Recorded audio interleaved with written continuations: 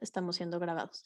Este discurso de desarrollo ha reprimido fuentes de conocimiento diferentes a las occidentales. También plantea la posibilidad de un pensamiento no occidental y de epistemologías que van más allá de los discursos de desarrollo occidental y que se expresan a través, o se han expresado en la historia a través de movilizaciones sociales.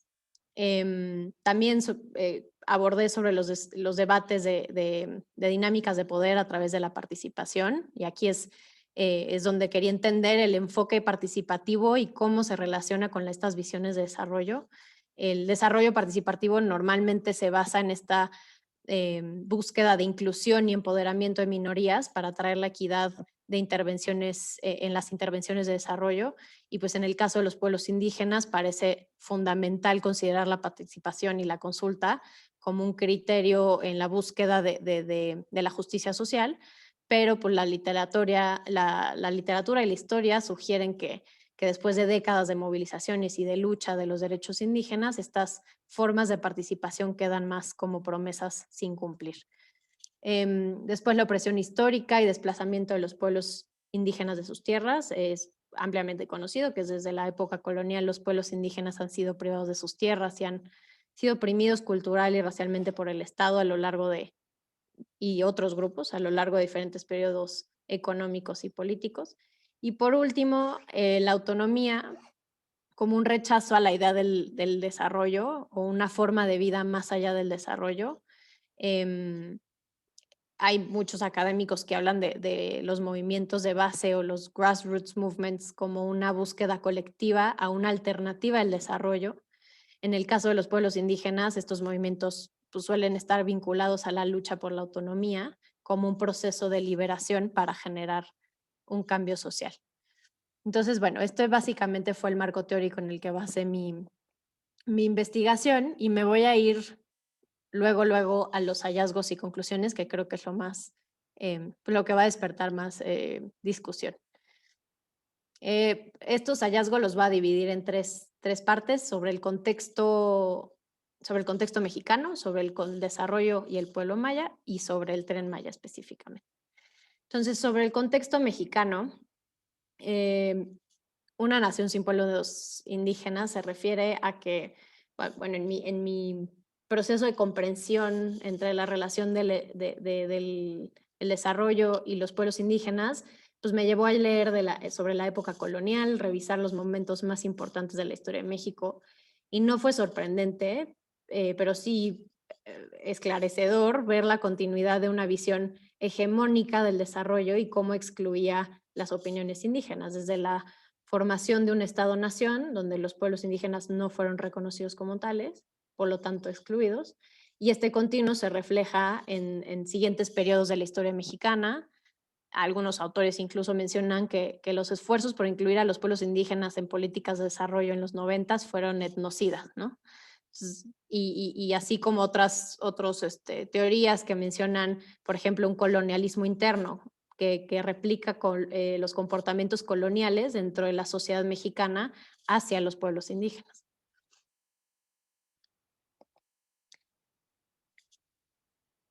Ahorita vuelvo un poco a estas dos imágenes que son bastante impactantes. Pero bueno, sobre el desarrollo y el pueblo maya. Em, la región sur-sureste ha estado constantemente sujeta a la urbanización y al desarrollo turístico debido a pues, la biodiversidad y sitios arqueológicos de la región. Este desarrollo ha provocado a lo largo de la historia el desplazamiento de los pueblos indígenas y ha profundizado una desigualdad social. Y para explicarles un poco más, el desarrollo del turismo en la región, que se ha justificado en términos de inversión, de crecimiento económico y de empleo, fue en los 60 cuando comenzó fuertemente este desarrollo turístico en la región, principalmente liderado por agencias gubernamentales, y alentaba a las comunidades locales a transformar sus formas de vida y adaptar los recursos naturales en sitios de consumo turístico. Luego, políticas económicas de los 70 promovieron el desarrollo turístico, una vez más justificado bajo el crecimiento económico, en donde todo lo relacionado a la cultura maya se relacionaba más con una estrategia de marketing turístico que como una identidad. Y hoy en día el desarrollo del turismo masivo en ciudades como Cancún y áreas como la Riviera Maya representan alrededor de un tercio de los ingresos del turismo nacional. Entonces, sin embargo, pues es una región con altos niveles de pobreza y niveles también muy altos de población indígena, y esto es relevante porque la desigualdad que vive la población indígena en la región es mucho mayor para la que no es indígena. Y sobre la resistencia maya y la búsqueda de autonomía, pues paralela al turismo al desarrollo turístico y al continuo desarrollo del país, ha habido una lucha histórica de los pueblos indígenas. Han habido grandes movimientos en la historia. Últimamente de los más grandes es la guerrilla del ejército zapatista en Chiapas, formada por grupos indígenas. Esta guerrilla, que se convirtió después en un movimiento de gran influencia en la región, ha retado al Estado a ver nuevas visiones, a plantearse nuevos cuestionamientos y alternativas a los modelos modernos de desarrollo. Y los zapatistas son un claro ejemplo de visiones contrastantes del desarrollo en la región, pero no son los únicos. Muchos buscan autonomía y formas de vida más allá del desarrollo, porque el concepto de autonomía, y hay que entenderlo, es plural. Entonces, si me regreso, oye, ¿cómo me puedo regresar? Mm, Ya, esta primera imagen, bueno, estas dos imágenes, la primera de la izquierda es Cancún, la ciudad de Cancún en los años 60, y la de la derecha es en el 2020. Entonces, este crecimiento exponencial que tiene la ciudad representa la forma en la que se ha abordado el desarrollo y urbanización en la región. Y pues no olvidemos que Cancún en su momento fue un polo de desarrollo. Y esta segunda foto es una convención bastante reciente, fue del año pasado de los zapatistas, y de hecho esta convención, el actual líder expresó con firmeza el rechazo de los zapatistas ante el Tren Maya, y como pueden ver, pues sí tienen un alto poder de convocatoria. Ujú. Perdónenme. Listo. Y pues como últimos hallazgos sobre el Tren Maya, pues ya vimos que sí, el tren sí tiene una fuerte declaración de desarrollo que está intrínsecamente vinculada al desempeño económico y al alivio de la pobreza. Básicamente todos los discursos oficiales, no oficiales en ese momento, los materiales oficiales del gobierno mencionan estos aspectos. El desarrollo económico en el que se basa el proyecto es basado en la industria del turismo y la urbanización, sin dar mucha claridad cómo cambiarían las economías locales o si éstas se buscarían proteger y cómo. El proyecto ha utilizado aspectos históricos y culturales del pueblo maya como base para el diseño del proyecto, como son las estaciones del tren. No sé si han visto las fotos, pero retratan a los mayas más como una atracción turística, y pues estas políticas se relacionan más en focos de desarrollo turístico más parecidos a Cancún y a la Riviera Maya. También pues hay un riesgo potencial de que los polos de desarrollo o comunidades sustentables profundicen la desigualdad y el crecimiento desordenado de la región, lo que se conoce como el síndrome de Cancún. Y el gobierno ha reconocido este riesgo potencial que tiene de profundizar la desigualdad y el crecimiento desordenado al cambio de actividades económicas y otras políticas que han marginado a la población indígena local en el pasado. En su momento habían estrategias poco claras para la inclusión social. En el momento de estudio, no sé si recuerdan, el año pasado el gobierno, o hace 2 años, el gobierno había planteado un instrumento financiero que se llamaba Fibra, que tenía como objetivo distribuir ganancias y beneficios económicos a dueños de tierras locales. Y en su momento era muy poco claro y causaba más preocupaciones que otra cosa. Y bueno, sobre la consulta indígena, fue una consulta internacionalmente definida como inadecuada, que no respetó los derechos indígenas. También este proceso fue criticado por limitar la libre participación de los habitantes de la región. Pero sin embargo no estaba claro en ese punto en ese momento hasta qué punto los reclamos y las preocupaciones expresadas durante esa consulta iban a influir en los procesos de tomas de decisiones del proyecto. Y a partir de la investigación, identifiqué una series de grupos opuestos y a favor del proyecto. A favor, las agencias de gobierno, inversionistas, industria turística y algunos grupos locales que están a favor del empleo. Y fue interesante encontrar que hasta dentro del gobierno no había ni siquiera posiciones unificadas. Semarnat en ese momento había expresado su preocupación por la consulta, ¿no? Y en contra, pues organizaciones locales, asociaciones comunitarias locales, en donde sus reclamaciones se basaban en las afectaciones a largo plazo de la región. Buscaban defender sus derechos a la autodeterminación. Y también es importante distinguir estos grupos que rechazaron el proyecto y otros, unos rechazaron el proyecto en conjunto y otros rechazaron solamente el proceso de participación. Y a algunos otros movimientos que tienen una búsqueda más amplia de cambio social en busca de defender los derechos de los pueblos indígenas. Bueno, eso es como hallazgos de lo más generales. Este mapa refleja la ruta y los municipios por los que pasan el Tren Maya, de diferentes colores, los que están más en color morado, que tienen una concentración de población indígena más alta.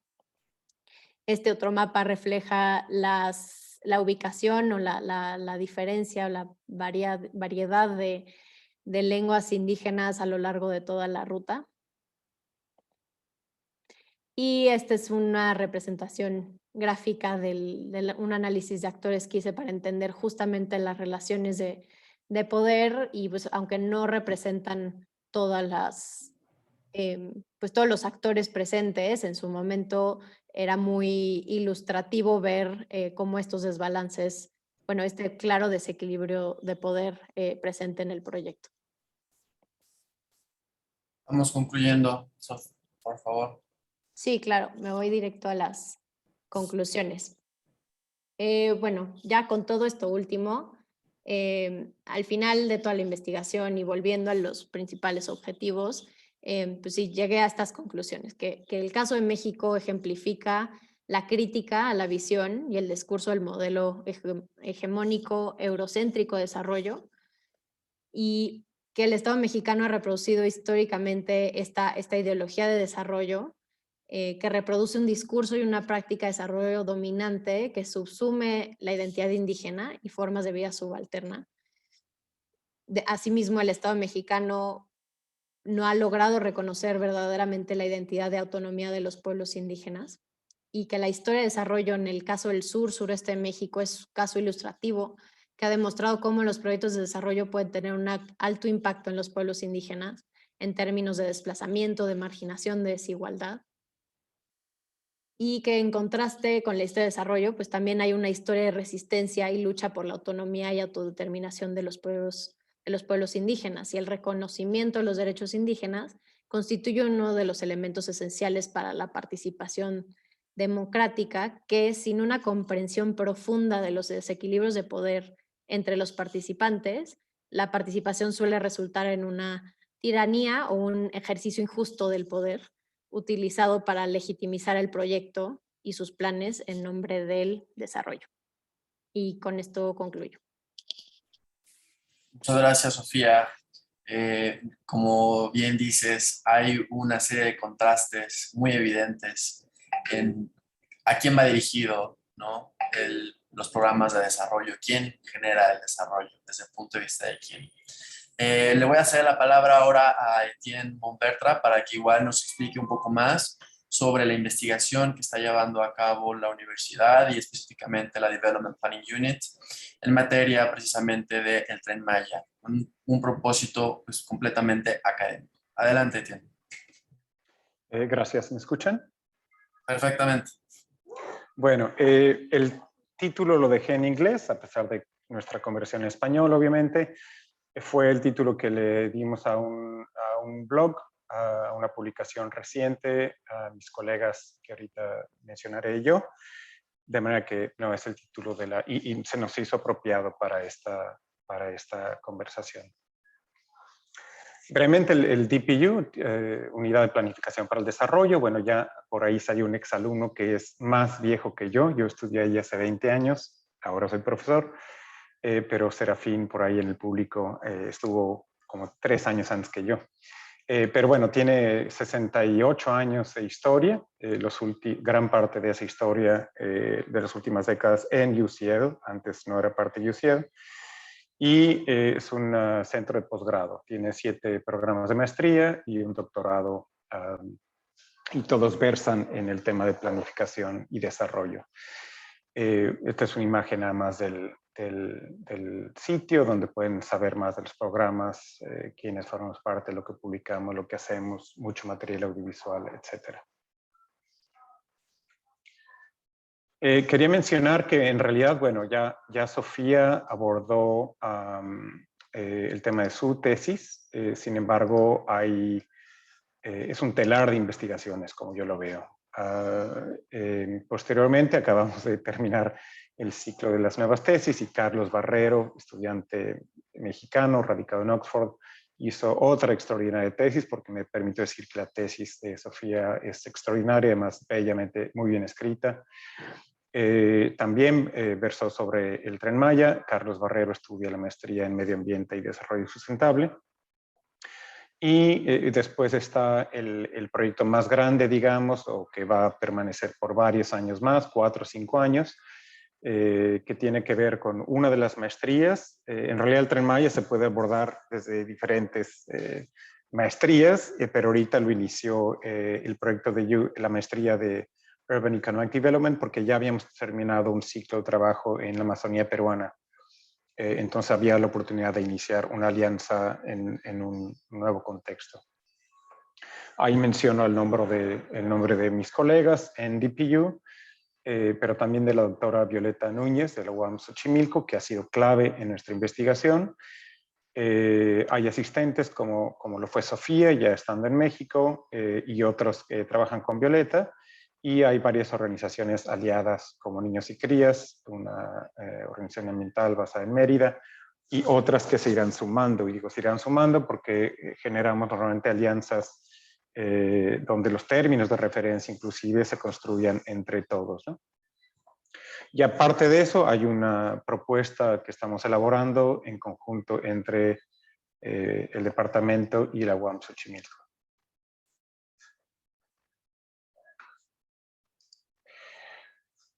Bueno, la región ya la conocen, la investigación tiene un carácter regional, por un lado, una mirada siempre regional, pero el trabajo dentro de la maestría se ha enfocado a estas 3 ciudades o 3 lugares, porque nos parecía que era importante ver el impacto en una ciudad muy grande, consolidada, histórica, como lo es Mérida.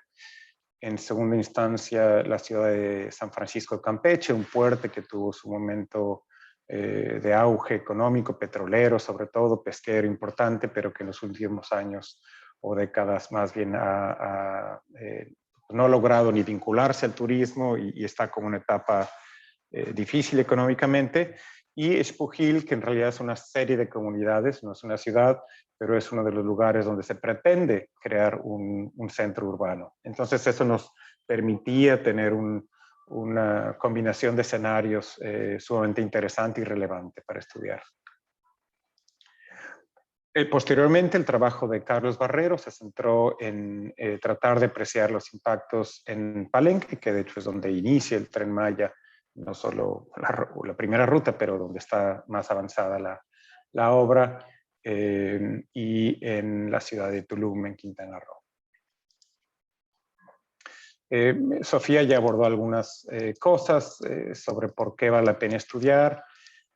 Yo nada más quisiera resaltar algunas otras. Yo creo que pondrá a prueba el Plan Nacional de Desarrollo de este gobierno. El tren estaba ya en ese plan de desarrollo, estuvo en el proyecto de gobierno, de manera que no era tampoco una sorpresa.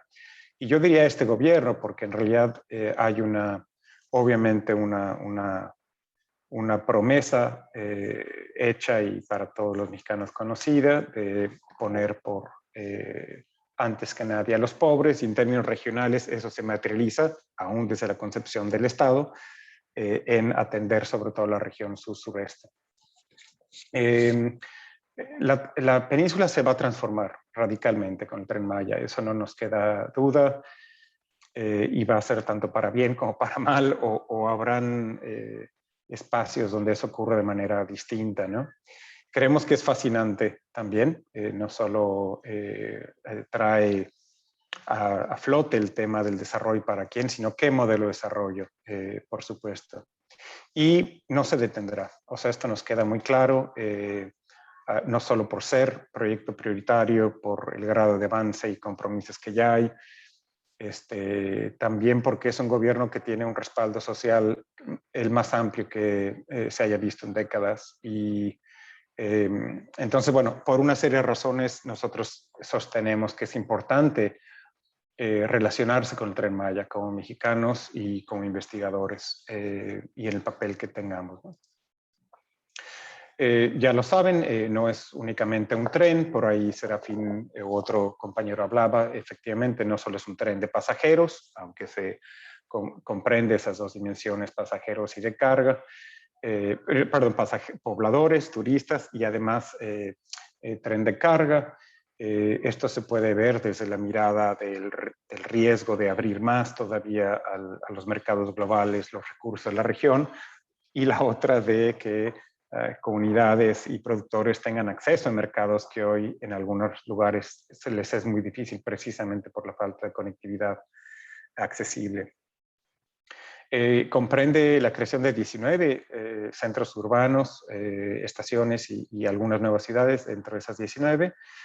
El tema del empleo obviamente ya está ocurriendo en la fase constructiva, hay mucha migración ya en la región, y posteriormente, o empieza cada vez más, se ve también el potencial inclusive para brindar oportunidades para centroamericanos. Pero bueno, en el centro está una idea de no solo distribuir el turismo que hoy llega sobre todo en la Riviera Maya y expandir, repartirlo, digamos, por la península, sino aumentar significativamente los volúmenes de visitantes extranjeros sobre todo, pero también nacionales. Y esto presenta tiene el problema de anclar todavía más la región, aumentar la dependencia en el turismo, pero obviamente tiene oportunidades enormes también. En palabras de Fonatur, el proyecto no es un tren, es un medio. El objetivo fundamental es el ordenamiento territorial. Voy a hablar más sobre este tema. Ya mencionó Sofía el tema de la consulta indígena. Efectivamente, puesto por la ONU, no cumplió plenamente las condiciones para ser libre, previa, informada y culturalmente adecuada. Yo agregaría, desde lo que yo sé, nunca ha habido una consulta de esta naturaleza en México. Creo que sí fue el esfuerzo más grande que haya habido. La misma región está siendo transformada por megaproyectos eólicos, solares, de todo tipo, y en ningún caso hay consultas, mucho menos una consulta indígena y mucho menos que cumple esta normatividad. Pero digamos, el proyecto tiene esa controversia de origen, ¿no? Hubo un intento bárbaro, pero hubo también quien ve que no fue de alguna manera como pudo haber sido. Yo creo que el factor de prisa es un factor importante y que a veces no ha ayudado. Voy avanzando, no sé cómo andamos de tiempo. La región, pues obviamente es una región sumamente valiosa en términos naturales, su riqueza biológica y la fragilidad de su sistema hidrológico que depende de la característica geológica del territorio.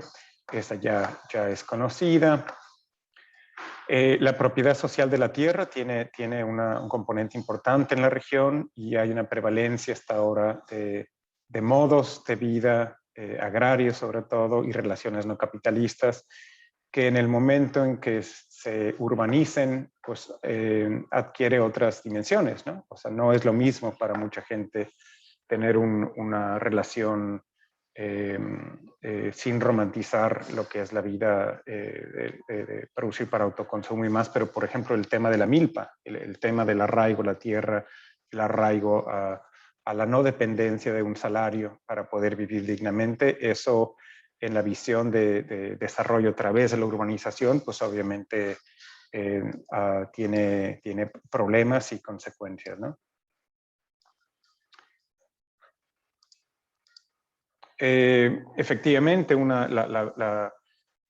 dicho muy resumidamente, la pregunta fundamental es si se va a poder poner el modelo Cancún como el pasado. O sea, ya lo mencionó Sofía, no solo el crecimiento urbano y la mancha, pero obviamente la realidad es como del primer mundo a África subsahariana, digo, sin exagerar, pero la diferencia radical de la barra hotelera a cómo se viven sobre todo los trabajadores y las comunidades más pobres en la ciudad de Cancún, ¿no? Entonces, el gobierno ha insistido en que ahora será distinto, que esa visión ha terminado. Y por eso el Tren Maya estará puesto a prueba en este sentido. No puedo hablar de detalles de hallazgos, bueno, sobre todo alguna información sensible. Me baso en ideas generales. Una porque, bueno, hay reportes, hay tesis escritas, vienen cada vez más publicaciones y estamos apenas empezando, pero también porque no se buscó consentimiento para hacerlo público.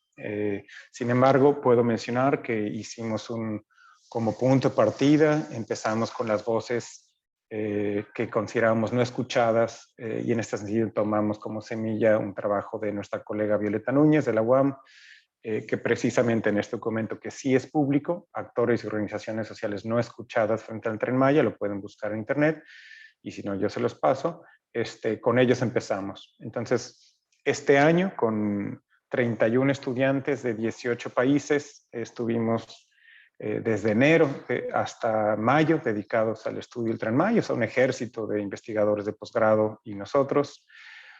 Obviamente la idea era ir a México con ellos y estar unas semanas entre abril y mayo, por la pandemia fue imposible, pero entonces armamos un equipo extraordinario, incluyendo a Sofía, donde teníamos traducciones simultáneas, gentes que hicieron el trabajo de campo, etcétera. Obviamente las plataformas como Zoom nos ayudó mucho, pero bueno, ese fue nuestro punto de partida, empezar el Estado por su naturaleza y porque es un proyecto prioritario, pues el proyecto de Tren Maya tiene espacios permanentes por parte de Fonatur como entidad promotora y por parte del presidente en las conferencias. Cada lunes me parece que hay actualizaciones.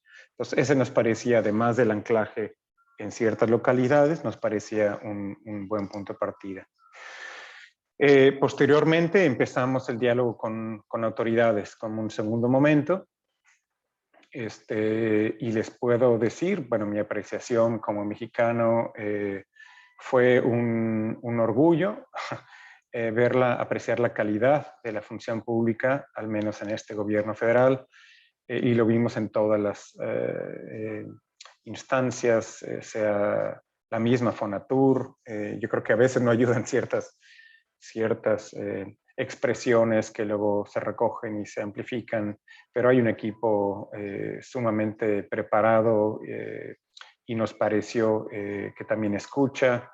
La SEDATU, no se diga, la Semarnat, y hay un papel importante que no hemos mencionado de ONU Habitat, que firmó un convenio con el gobierno de México para acompañar el proyecto, creando una línea base y demás, ¿no? Y acompañar ciertos procesos. Entonces, fue una experiencia muy valiosa. Nuevamente, todo ahorita no podemos hacer público nada de lo que ahí se discutió hasta que no lo hayamos socializado.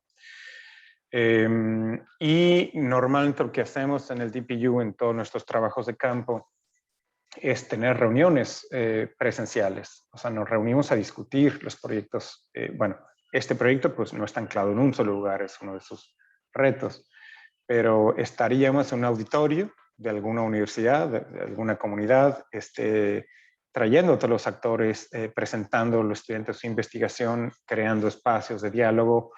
Y eso yo he visto el potencial bárbaro, porque generalmente logramos que actores que no se hablan en la cotidianidad puedan al menos verse de frente y dialogar. Eso lo he visto en África, en Sudamérica, en todos los lugares donde hemos estado trabajando. Este año no se pudo tener, porque no teníamos no se les avisó desde el inicio, y en algunos casos habían amparos de por medio, como el colectivo Tres Barrios, eso es información pública, esto en Campeche. Entonces decidimos hacer las presentaciones únicamente con las entidades de gobierno, pero fue un diálogo sumamente rico y vendrán nuevamente más información sobre ello.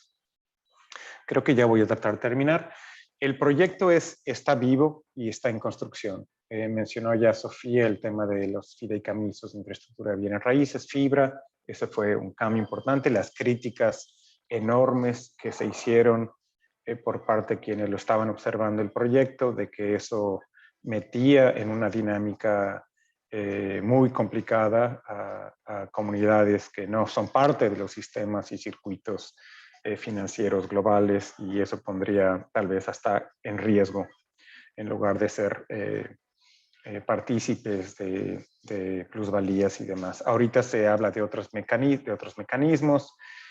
Ha habido en este documento de Violeta, se habla de creo que 20 cambios sustanciales al proyecto. Entonces, una de las cosas que yo recomiendo es estar actualizado si les interesa el tema del Tren Maya, y a veces no ayuda a repetir cosas que ya se superaron. Por ejemplo, el tema de los polos de desarrollo. Efectivamente, los polos de desarrollo es una idea muy problemática, tiene ciertas lógicas de modernización, de dinamización económica y de mecanismos para privilegiar sobre todo a inversores que detonen el desarrollo. Y ese concepto se abandonó, lo abandonó la Fonatur, yo creo que gracias a la crítica hecha, y ahora hay todo un equipo interinstitucional trabajando en esta idea de comunidad sustentable. Les invito a mirar los documentos existentes. Creo que no está todavía todo el detalle en términos de los mecanismos, pero ciertamente es uno de los virajes que nosotros consideramos importantes y muy positivos.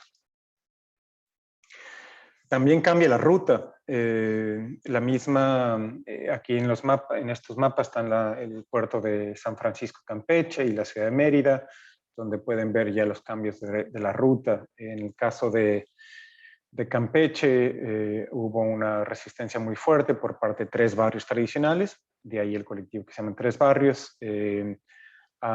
Y finalmente este verano, hace unas semanas, no recuerdo la fecha exacta, se anunció que ya no va a pasar por el centro de la ciudad del Tren Maya, y entonces la va a rodear. En el caso de Mérida ha pasado algo similar, creo que más bien ahí ha habido una resistencia política y mucha complejidad técnica, porque obviamente en el subsuelo están los mantos freáticos muy cercanos, pasos de nivel son muy complicados de hacer, la ciudad ya está construida, es muy grande, y ya el tren existente ya trastoca suficiente la ciudad. Entonces no puedo advertir por qué se cambió la ruta, pero esto también ya cambió. Y esto nos habla entonces de que es un proyecto, eso le pasó a Sofía, que obviamente entre más investigaba, más cambiaban las cosas, y bueno, esto seguirá ocurriendo. También los hallazgos arqueológicos, ¿no? Han habido como más de 2000 hallazgos importantes.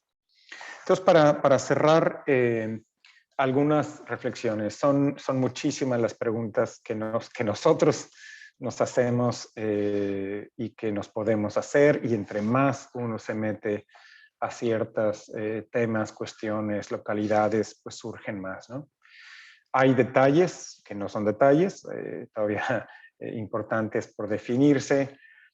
A mí siempre me llamó mucho lo que dijo, me movió mucho lo que dijo en su momento Víctor Toledo, el gran referente de las luchas por el territorio en el país y que fue brevemente secretario de Medio Ambiente, que aún siendo secretario hizo énfasis en la resistencia. Y él decía que los proyectos con todo el peso del Estado necesitan obviamente de la crítica y de luchas para poder mitigar sus aspectos negativos y encauzar el proyecto de la mejor manera posible. Y esto está ocurriendo nuevamente. Ya mencioné la función pública altamente capaz, donde existe la crítica. Desde mi punto de vista, estas ideas de gobierno de un solo hombre, autoritarismo, bueno, hay una serie de cosas. Vivimos, creo yo, en un mar mediático complicado, pero es difícil a veces discernir entre medias verdades, agendas mediáticas, agendas políticas.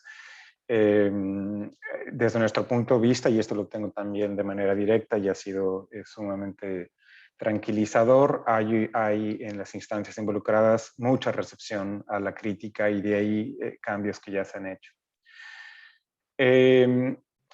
Nuevamente la trayectoria de este nuevo, y digo nuevo entre comillas, porque vamos a ver hasta dónde puede ser nuevo y distinto, este nuevo modelo de desarrollo nos lleva, se va a ver en los años y décadas por venir. Entonces, por eso hemos hecho un compromiso ya de estar investigándolo durante varios años. Al final hago mención a una columna donde hago un poco de espacio para el optimismo a partir de ciertas cosas que hemos descubierto. Ahí dejo el enlace para que lo lean, si no está en pie de página, se llama Mirada sobre el Tren Maya.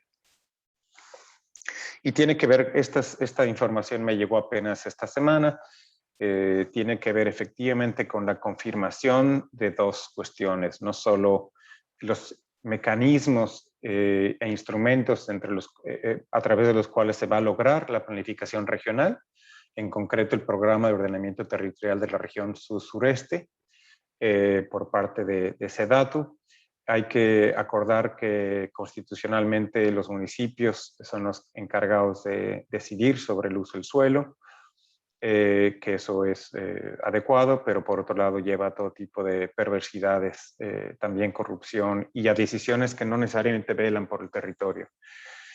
Precisamente por esta colaboración interinstitucional y entre los 5 estados, todos los municipios y el gobierno federal, se logró, por ejemplo, una controversia de la Semarnat para detener el Programa Municipal de Ordenamiento Territorial de Tulum, que ya autorizaba una expansión urbana masiva en áreas de naturaleza, de fragilidad ecológica. Entonces, el Estado mexicano está logrando no imponer, sino trabajar de manera conjunta con gobiernos locales para tratar de mantener una mirada territorial. Y esto creo que es una cosa muy, muy notable. Y por otro lado, la Semarnat, quien ahora está a cargo, también proviene de procesos sociales comunitarios y están tratando de, en esta carta que no ven muchos detalles, pero lo tengo yo, que me llegó apenas ayer, pues se habla ya de qué instrumentos van a hacer y cómo están ya iniciando los procesos participativos para hacer un desarrollo desde abajo. Y esto ya no habla de la ruta del tren, sino ya en cada localidad, porque por donde pasa el tren las cosas obviamente cambiarán. Aquí doy algunas pistas para seguir el Tren Maya. Todo el mundo dice cosas del Tren Maya, pero yo creo que sí es importante, se está usando como caballo de Troya o para atacar al gobierno. Yo creo que es importante estudiarlo, es importante mirarlo críticamente y demás, ¿no? Y ahí pongo algunas entrevistas que creo que son valiosas y perdón, esto lo tenía de una presentación con otros alumnos de Guadalajara, donde me pueden seguir la pista a mí y algunas de las cosas que me hacen también tener una mirada en este momento como yo lo digo, no cínica sobre el Tren Maya, sino una mirada crítica, pero con esperanza. Y aquí le paro. Gracias. Muchísimas gracias, Etienne. Extraordinarias presentaciones de ambos. Sin duda alguna nos dan, como dijiste, bastante esperanza desde un punto de vista también crítico, ¿no? Sobre este megaproyecto y todos los cambios y transformaciones que puedan realizar en beneficio de toda la población de la península de Yucatán. El público nos ha dejado un par de preguntas para ambos y unas preguntas para los dos. Entonces se las voy a leer primero a Sofía. Si quieres, en un minutito, 2 minutitos, con mucho, Sofía da respuesta y después te leeré las preguntas a ti, Etienne. Sofía, nos preguntan, dicen, la consulta a comunidades indígenas en relación al Tren Maya fue la más grande del mundo. ¿Cuál es tu opinión al respecto? Es el tema de la consulta, pues como ya abordamos brevemente, pues sí, o sea, fue considerada internacionalmente inadecuada y creo que al ser tan ambiciosa y si sí es verdad que fue la más grande del mundo, pues sí es muy impresionante. Y justamente por tratar de ser ambiciosa y cumplir con ciertos tiempos, creo que dejó de ver sí, dejó de atender ciertos conceptos importantes dentro del proceso, ¿no? Uno puede ver las noticias y las cartas de asociaciones locales y de campesinos, de indígenas, y muchos de ellos dicen que en sus localidades que sí creyeron que se llevó a cabo una participación adecuada y una consulta adecuada, pero otras que llevaron a promover estos amparos legales en contra del tren se jactan de que no, y muchas otras comunidades se jactan de que no, tampoco las consultaron. Entonces creo que al haber sido tan ambicioso y tener un tiempo límite es lo que probablemente ocasionó que no fuera adecuada. Y pues sí, como mencioné, creo que no ha habido una consulta que se haya hecho en su totalidad perfecta, ¿no? Y justo es una gran crítica a ver qué herramientas tienen los pueblos indígenas, no solo los indígenas, sino comunidades locales, para alzar su voz y para presentar sus reclamos y sus preocupaciones. Entonces, si las consultas no son la vía para hacer esto, entonces quedan muy pocos recursos legales para que lo puedan hacer. Entonces, bueno, no sé, Etienne, si tú quisieras agregar algo. No, nada más que lo que sabemos es que lo que es pasado ya es pasado, pero sin embargo el proyecto contempla muchas otras formas de consulta para lo sucesivo, ¿no? Entonces, esa no cumplió del todo, fue un esfuerzo, sí, extraordinario. Para los interesados en el tema de ver cómo se llevó, por ejemplo, una consulta indígena por el proyecto eólico más grande de Oaxaca, el de Mareña Renovables, verán que hemos avanzado. Ese fue un abuso bárbaro. Es aquí un intento y creo que una buena intención, pero bueno, ese es mi punto de vista. Pero no es el único momento. Esto nuevamente, precisamente el trabajo que nos acaba de confirmar la Semarnat, implica crear los mecanismos para efectivamente haya procesos de desarrollo participativo con las comunidades, que eso, bueno, es como una consulta, ¿no? Bueno, eso es lo que quería comentar. Muy bien. La segunda pregunta es, ¿los discursos autonómicos son una alternativa real y generalizable para la región sur-sureste? Discursos autonómicos. Híjole, eso es una enorme pregunta. Yo creo que son importantes para el mundo. O sea, precisamente el tema del Tren Maya es fascinante y preocupante y es todo porque... o sea, la crisis climática, la desaparición de especies, o sea, el estado planetario es producto de precisamente la visión de desarrollo occidental esparcida por todo el mundo, un modelo económico que llega a todos los rincones de la Tierra, una forma de consumo y producción que no tiene cabida, no tiene viabilidad. Eso nos tiene que quedar muy claro y de lo cual creo que todos nosotros somos parte, ¿no? No por deseo, sino porque es un sistema, ¿no? Entonces, quienes estudiamos la cuestión de sistemas ecológicos y sociales, pues vemos mucha luz precisamente en las otras formas, en las antologías distintas que tienen entre otros pueblos originarios.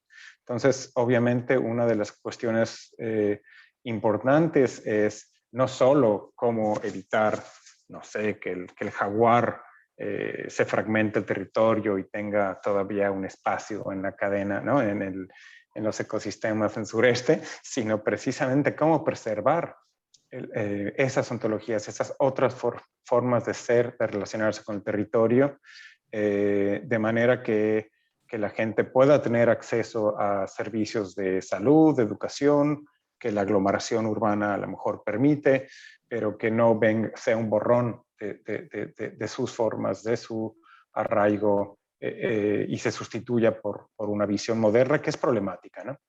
Eso es lo que podría decir. Claro. Otra pregunta que nos hacen es, ¿cómo podemos lograr que los polos de desarrollo sean realmente inclusivos? ¿Qué piensan? Nuevamente, los polos de desarrollo, olvídense la palabra. Ya no hay que usar términos que ya no están en el mapa. Eso es bien importante, porque he escuchado una cantidad de espacios donde se sigue haciendo referencias a cosas que dijo el director de Fonatura hace 2 años.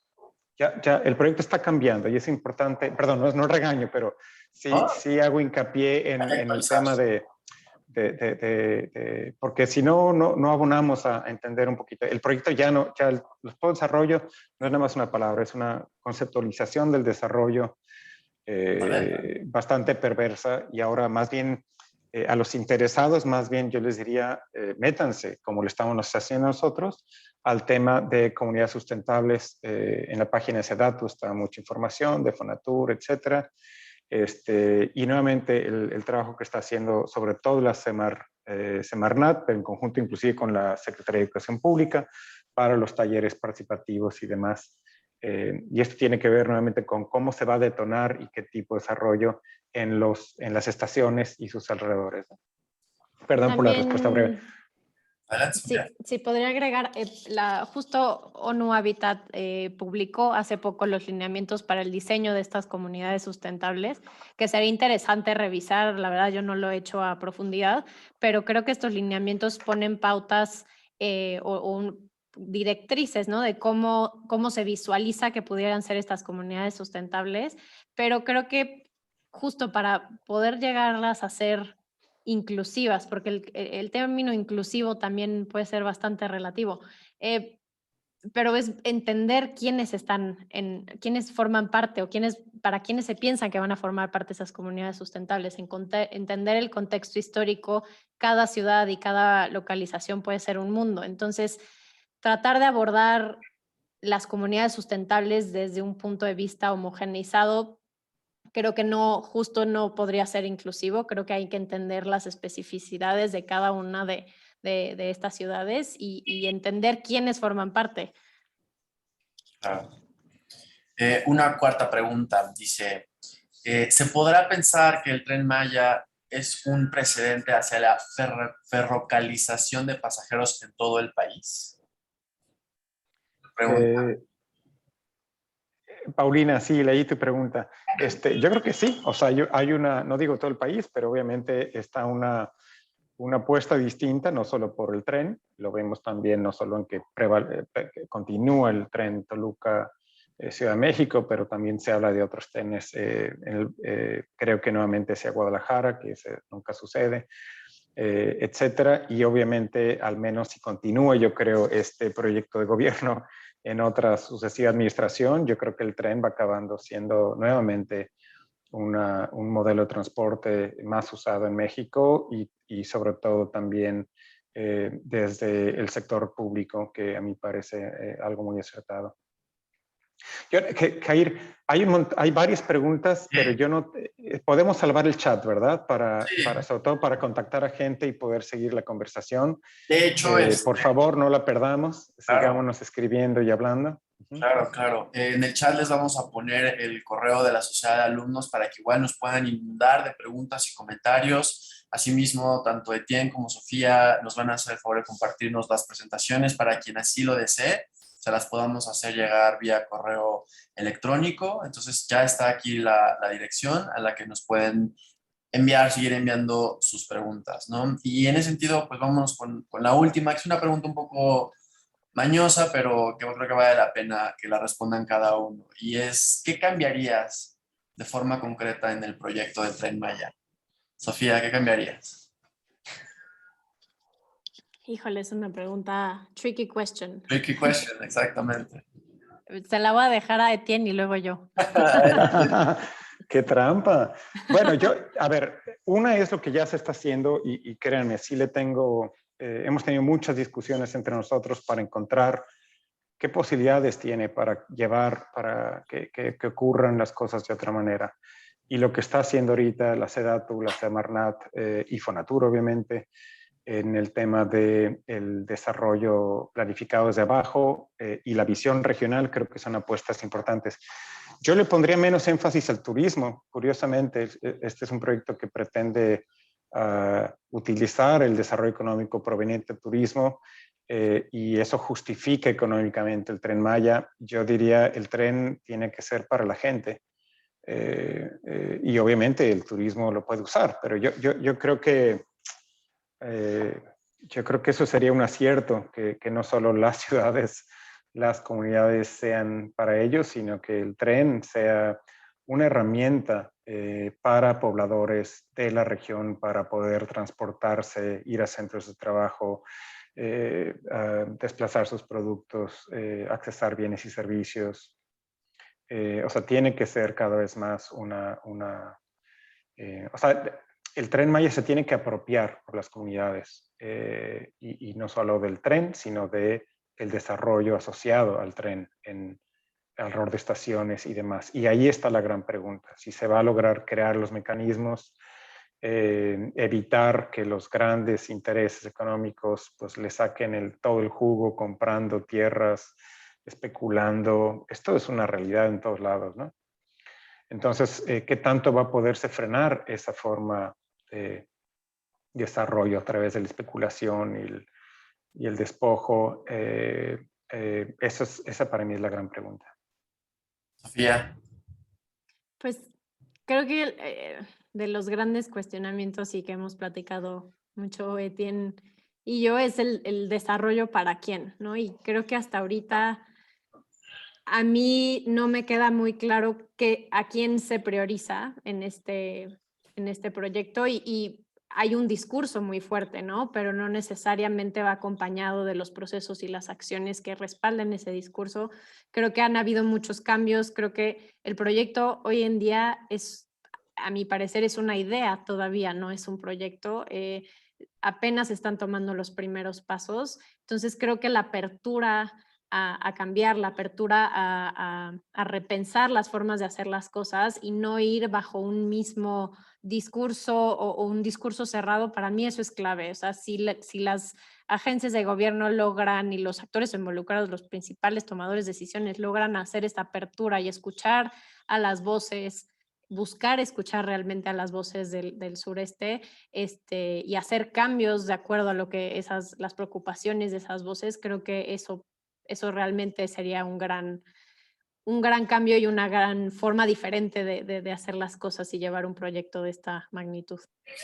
Claro, claro, sin duda alguna. Y pues, para concluir, creo que Etienne lo dijo, nos llena a nosotros como sociedad de alumnos de UCL de mucho orgullo el saber que existe un ejército de investigadores y académicos que están dedicados a estudiar el Tren Maya, que están dedicados a buscar la mejor manera de traer y generar desarrollo en una región tan importante de nuestro país. Finalmente le voy a ceder la palabra a William Jensen, que es el presidente de la Asociación Mexicana de Exalumnos de UCL aquí en México, para decirnos un breve mensaje y agradecerles a todos su participación. ¿Me das 30 segundos, William? Nada más quería decir que estaremos yendo, si la pandemia aquí y allá nos lo permite, con otro grupo de estudiantes, o sea, trabajando intensamente desde enero, pero en campo en abril y mayo del año próximo. Esperemos que y sea el primero de mayo. vamos a necesitar gente. Entonces, si hay interesados en sumarse, en contribuir, pues pónganse en contacto conmigo, por favor. Buenísimo. Bueno, pues yo nada más que sí, quería agradecerles de nueva cuenta por su tiempo para exponernos precisamente las investigaciones que están haciendo y eh, pues me da mucho gusto que podamos tener estos espacios para deliberar, para contrastar ideas, porque sin duda yo creo que una de las cosas que más nos importa como UCL, como universidad, yo creo que una de las universidades además pues con un enfoque más progresista dentro del Reino Unido, pues que también eso permea hacia su forma de ver y de entender el mundo en otras dimensiones, pues lo importante que es deliberar, contrastar y pues así ir encontrando pues más y mejores soluciones y sobre todo pues en estos temas tan complejos que como ya ustedes mencionaban están completamente llenos de agendas que no son tan evidentes a primera vista, pero que sí es muy importante seguir conversando sobre esto. Y pues queda abierta la conversación para todas y todos. Y pues listo, muchas gracias y que tengan buena tarde en Londres, buen día en México. Muchas gracias, Etienne, muchas gracias, Sofía, muchas gracias, Will. Gracias. Luego, gracias a Pronto. todos.